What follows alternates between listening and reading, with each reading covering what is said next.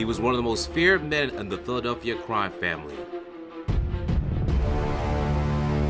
Cousin of the Godfather of the city of Philadelphia. He was a hitter, mobster, and a future rising star in his own right. This is the story of Johnny Keys Simone.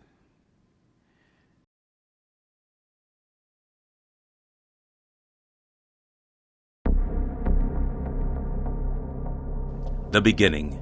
Johnny Keys was born on February 25, 1911 in South Philadelphia.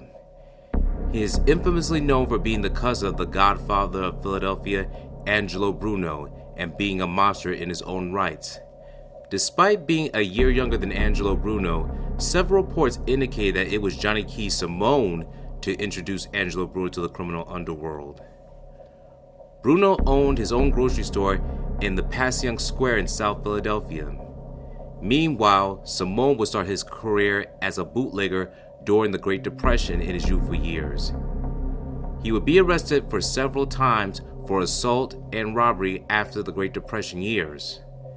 There have been allegations that Johnny Keys would work for a vending company, and upon his introduction into the Philadelphia crime family, he would start as a hitter.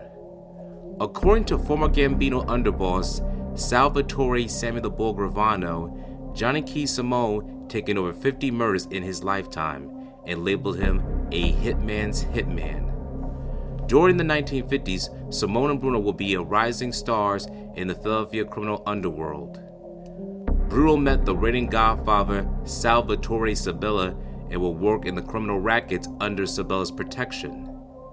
Simone ran a profitable bookmaking operation. In the year of 1950, Angelo Bruno sent Johnny Keys Simone to Trenton, New Jersey to work with Charles Pinky Costello, who was a Philly wise guy and was considered the boss of the Trenton number and gambling. Also, Costello is Angelo Bruno's cousin. He was specifically his first cousin. Simone would make Philadelphia's crime family robust through the number operation in Trenton.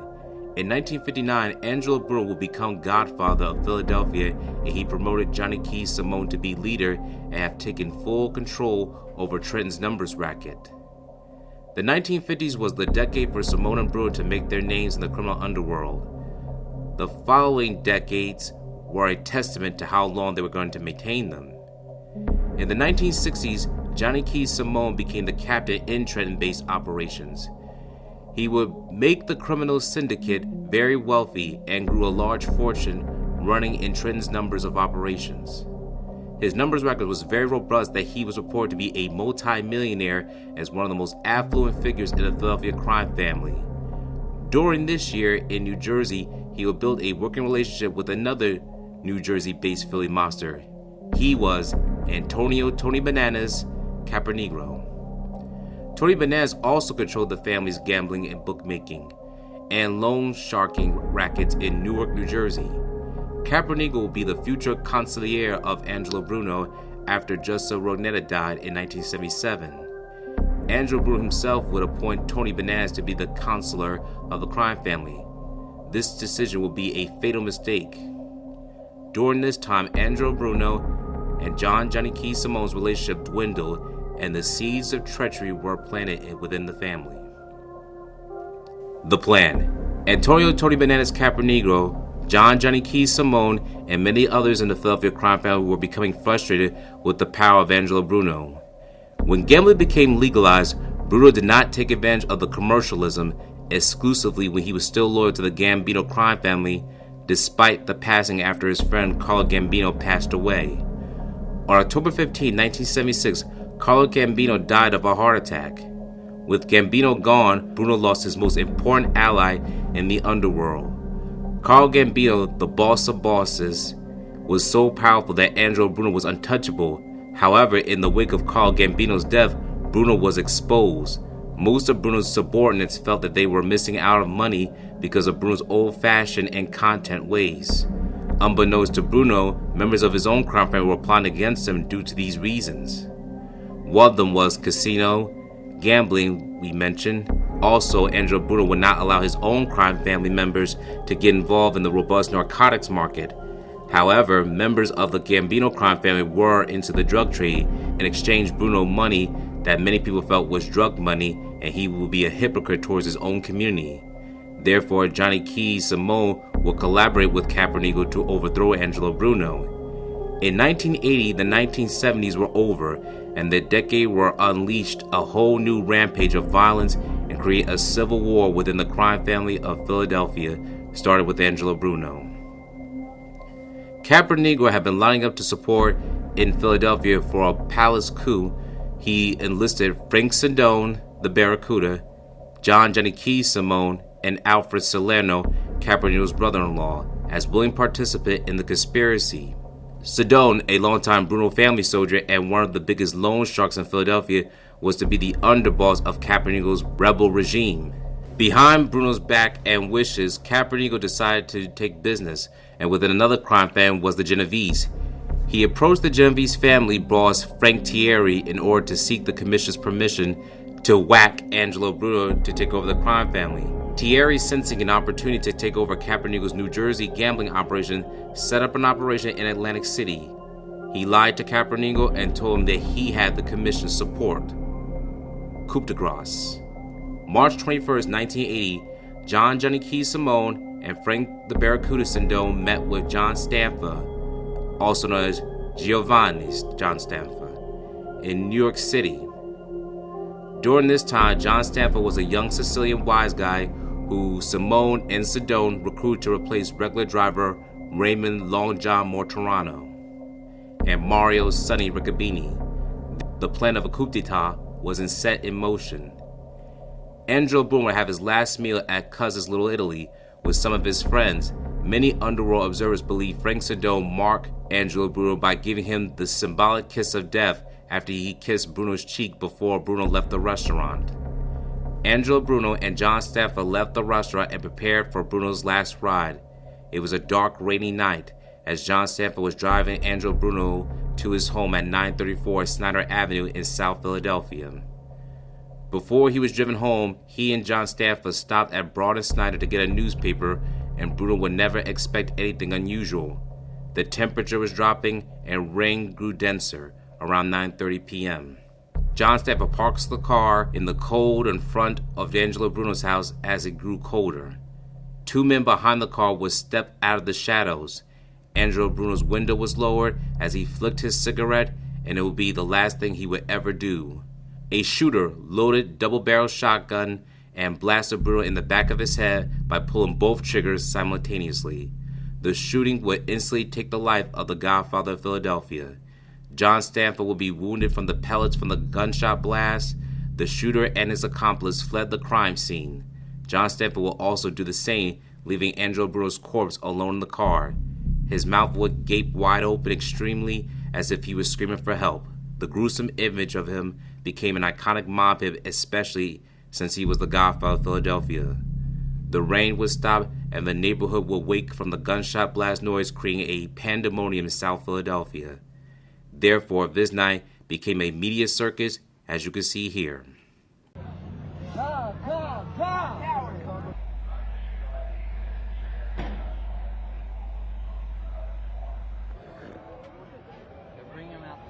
Yeah, I can see it. There it is. There it is. Yeah, we've covered it. There you go. Come on, let's move. Moving. Come on. Right on. Go ahead. We got it. Come on, Bobby, come on. Hey, Charlie. Excuse me, sir.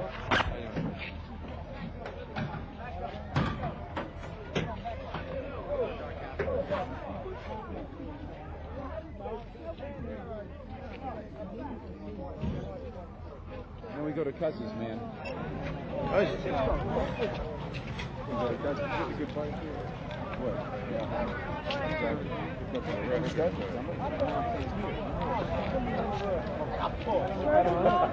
case of mine was the husband, and we're told the police made a circus of this. I think it's a shame. 2 hours.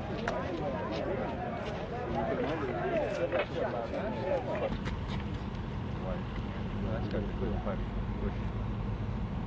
put you under.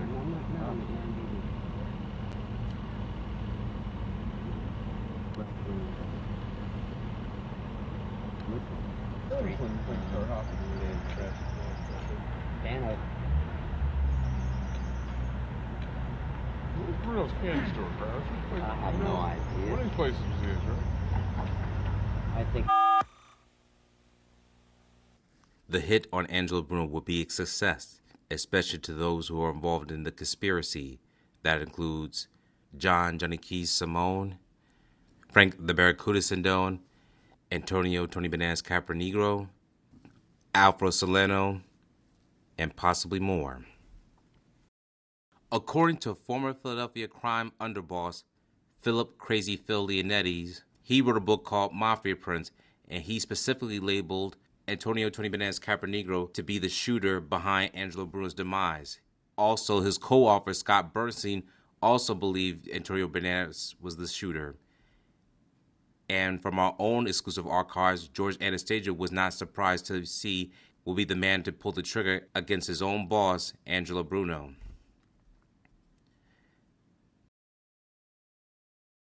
Gotcha. And then I keep hearing, because I don't hear disputes about Antonio Bananas Capernegro being his executioner, because I think Philip Leonetti said that in Mafia Prince, the fall of La Cosa Nostra. But I'm just curious, like, has there ever been like case closes for some of these members, or is always? I mean, what happened was, I think Capernegro, in fact, he might have even been the shooter that night. Or some people say he was the actual gunman with the shotgun. What happened in the aftermath of the Bruno murder was those guys turned up dead. Capernegro turned up dead. Salerno turned up dead. Frankie Sindone turned up dead. So, you know, the Mafia Commission was carrying out street level justice. You know, killing a boss was a major offense, and there always was a price to pay. And it wasn't, if you think about it, what it was the hierarchy of organized crime looking out for one another and watching their back. You know, you don't want to have a boss killed and the guys that do will walk away, because you may be the next boss that's killed. So there had to be retribution, and that certainly happened quickly in the Bruno assassination. Those guys all turned up dead, with the exception of John Stanford, who went on the run and later surfaced as the demise of Angelo Bruno was a success for Capernegro, Salerno, Sindone, and Simone. However, the outcome would not go in their favor. The downfall. March 22nd, 1980. The next day, Simone was reported to visit John Stanford in the hospital. The hospital staff did not report to what words the men exchanged, since it was in Italian. However, many historians and criminal world observers assumed that Simone warned Stanford to stay out of sight in case of any relations of the demise of Bruno. A week later, Capernegro sent Simone and Sindone to meet with the commission on his behalf. During the meeting, the commission wanted Capernegro to meet with them in person. Capernegro would assume that he would be crowned to be the new boss of the Philadelphia crime family, and that his supporters were not of any danger. He was wrong.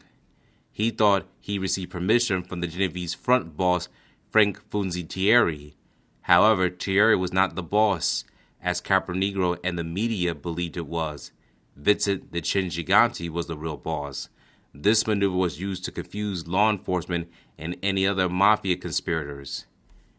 Capernegro and his brother-in-law, Alfred Salerno, would agree to the meeting and would arrive to New York for the meeting. Capernegro was summoned to the basement of a triangular social club in Greenwich Village, Manhattan. In the meeting, there was a panel in a darkly lit room.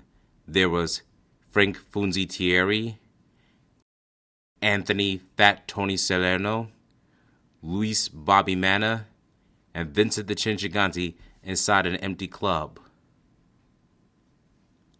Double-crossed. As Capernegro believed he was going to be crowned the new boss, he looked at Frank Funzi Thierry and he met with Vincent the Chin Gigante. Vincent the Chin Gigante had told Capernegro, "We're here to ask who gave you permission to whack out your boss, Angelo Bruno." Capernegro stumbled and was confused. He looked at Frank Funzi Thierry, and Thierry had looked at Capernegro very stone-faced. Capernegro had told the Chin, Funzi told me the permission. Visitor Shinjiganti's face looked puzzled. He asked Frank, what is he talking about? Frank Funzi Thierry had stated, I told you to straighten out, not to kill him.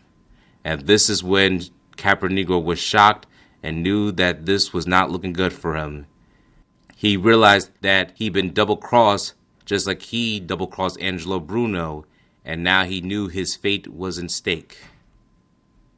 Therefore, unbeknownst to Capernegro, in the darkly lit room, there were Genovese soldiers ready to take out Capernegro himself, as he knew he pleaded for his life, and unfortunately, this would be the last day Capernegro would see the light of day.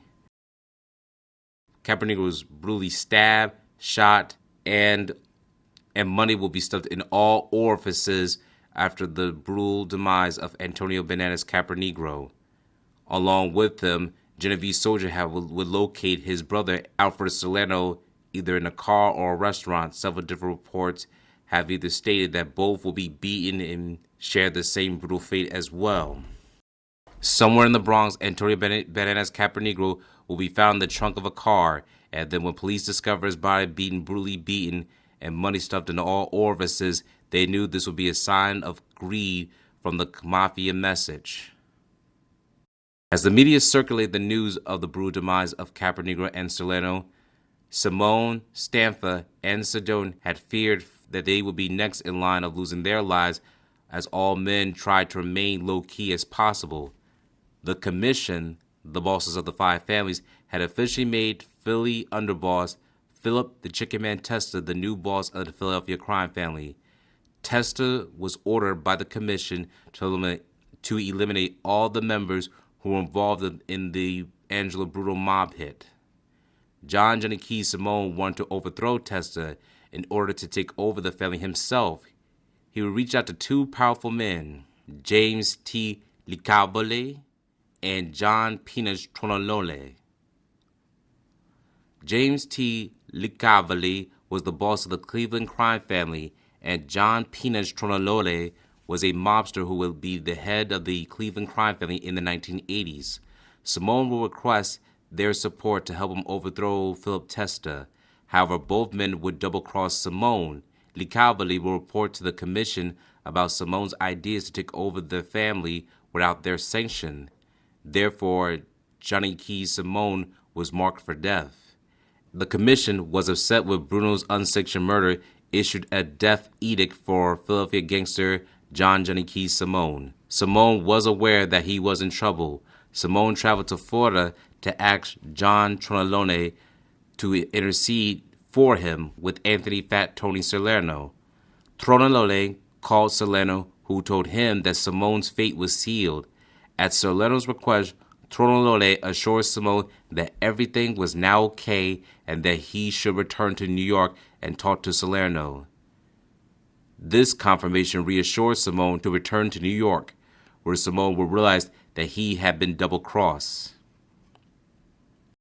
The kidnapping.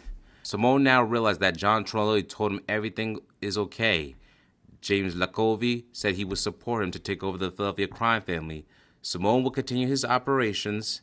He would still work with Gambino crime family Nicholas Nicky Russo. Russo was a longtime soldier representing the Gambino crime family and was a childhood friend of Simone. When word got around to the commission that Russo was meeting with Simone, underworld observers would consider the possibility of the Gambinos working with Simone to reassure his plan. Therefore, the Gambinos had to dismiss the rumor that they were supporting Simone. September 19, 1980 would be the last days for Johnny Keys Simone's life. Sammy the Bull and his members kidnapped Johnny Keys Simone from the country club in Trenton, New Jersey. They forced him into a parked van which promptly drove away. As the van approached a toll booth, Gravano and his entourage feared that Simone would yell or make a scene to get someone's attention to liberate himself from this hostility. On the contrary, Simone chose to remain silent. Ironically, due to all the stress and bad health living the mafia lifestyle, he was suffering from a seizure. He asked Sammy the Bull Gravano to get a nitroglycerin pill from his pocket and put it in his mouth. "Don't let me die from a heart attack," Simone pleaded to Gravano. The van pulled over near a payphone booth. Gravano told Keys that the boss of the crime family were discussing what was going to happen to him. Simone stated that if they decided to whack him, could Gravano take his shoes off? The request seemed unusual, but for Simone it was not. The request was twofold. He wanted to send a message to his wife and criminal underworld that he did not die unexpectedly. Simone had an agreement with his wife that if he died from the street life, his shoes would be off his feet to know at his last moments he thought about her. The bosses informed everyone on the phone that it was time for Simone to be executed. The crime family drove him to an excluded area in the woods in New York. Before his last moments, Simone had two requests. First, his shoes to be removed, and he wants a made man to do it. These two wishes were granted. Gravano removed his shoes. As the van stopped, he was escorted out of the vehicle. As Simone lowered his head to prepare his face, Louis Melito, a made man, shot Simone 3 times in the back of his head in the middle of the woods. This was the end of Johnny Keys Simone. The aftermath. Simone's death would send shockwaves into the criminal underworld and NewsMe reports. Here are the news footages. 6 days after Bruno's murder, there was a meeting in North Jersey involving John Stanford, Albert Salerno, John Sindone, John Simone, Phil Testa, and Antonio Camponegro. 6 weeks later, Camponegro and his brother-in-law, Albert Salerno, were found in Brooklyn in the trunk of a car. On September 20th, John Simone was found shot to death in a vacant field on Staten Island. His car was found in Yardley, Bucks County. On October 30th, the body of John Sindone, Angelo Bruno's loan sharking chief, was found in a plastic bag behind a shopping center at 20th and Oregon in South Philadelphia. On February 20th of this year, the grand jury indictments were handed up against Phil Chicken Man Testa and 9 other alleged mob members. They were charged with racketeering, loan sharking, mail fraud, and illegal gambling. U.S. Attorney Peter Vira said at the time the indictments would seriously hurt mob activity in Philadelphia. But 10 days ago, law enforcement sources told Action News that other mob families had decided that the indicted men were expendable, and there was a chance they would exchange information if the feds would go easy on them. Therefore, the execution of Testa may have been ordered simply as a practical matter. This is Joe Sanchez, Channel 6 Action News. Days after Bruno's death, several second-level lieutenants gathered to try to divide up the turf left behind. But it wasn't too long after that when more mob-style hits began taking their toll on the feuding factions.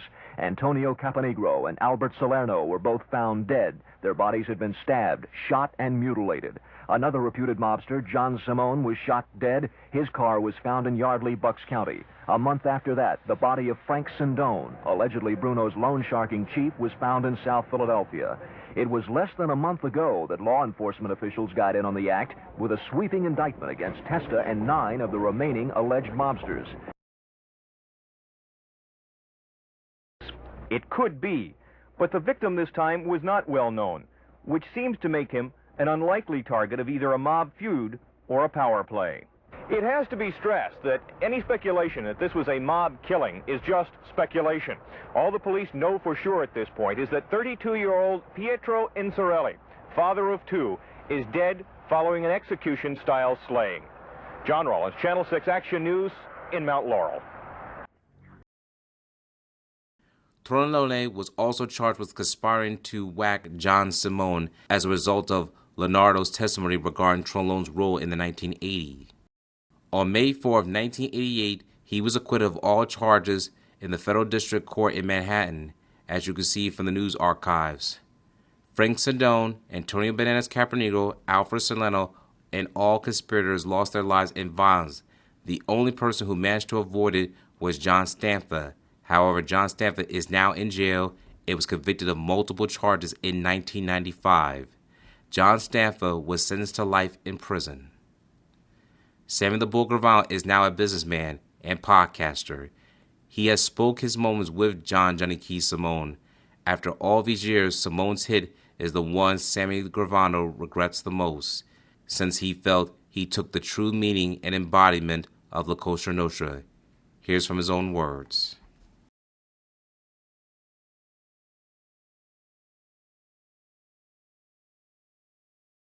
So you get this contract to kill Johnny Keys.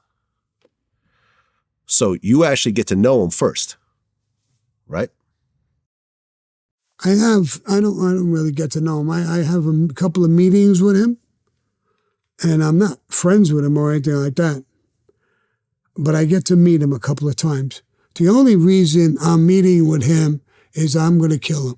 Right. And I'm trying to know what he is. He's not like in the street where you could just kill somebody. He's in a war. He's got 20, 30 guys around him. They're at war.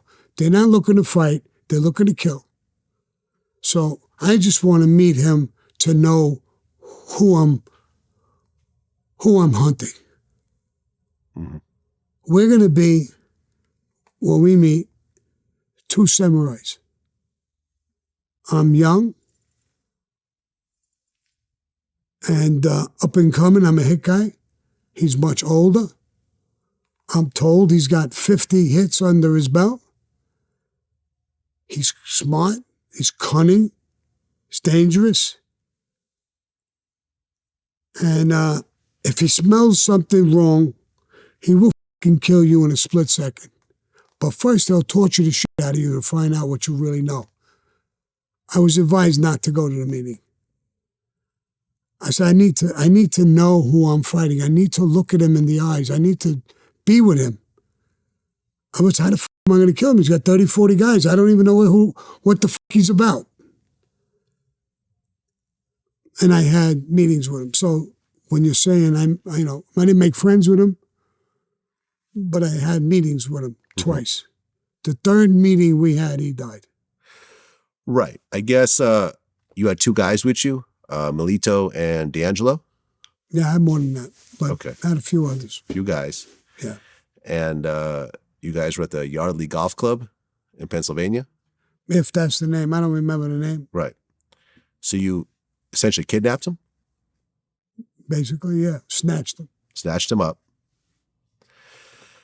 You took him out to this wooded area in Staten Island. And before he was killed, he actually had some requests. Yeah. And what were they? If I wasn't the guy to pull the trigger, he wanted a made man to kill him.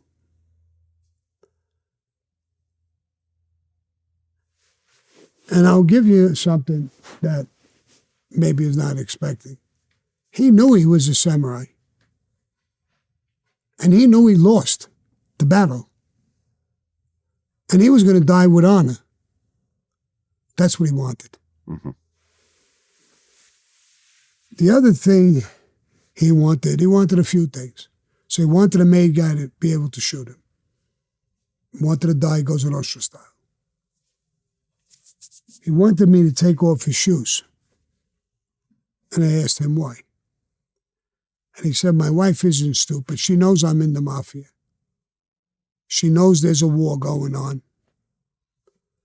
I would tell her, calm down. I'm going to die without my shoes on.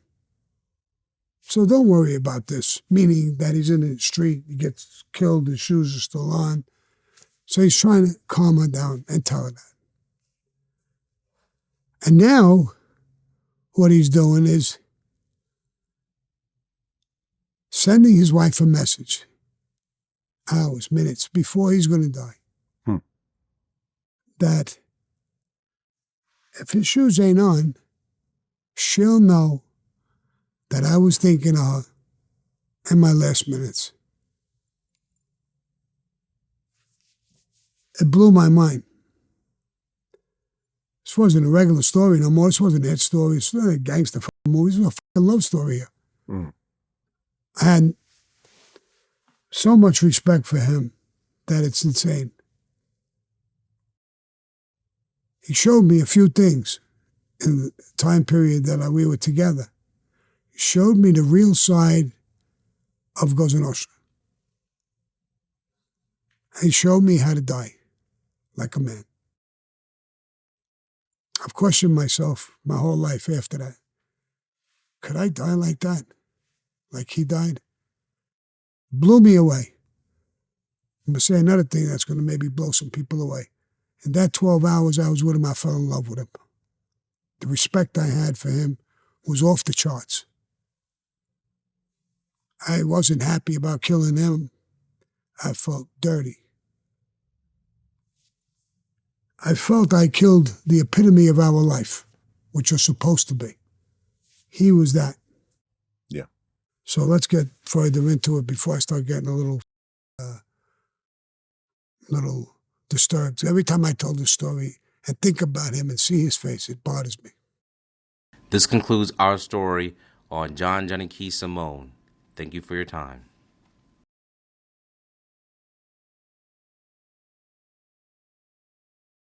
Thank you for watching this video. Please subscribe to our channel and check out more of our content. Feel free to give your feedback and suggestions on what we should do next in the comments. This is Infinite Lee Productions. We love ya.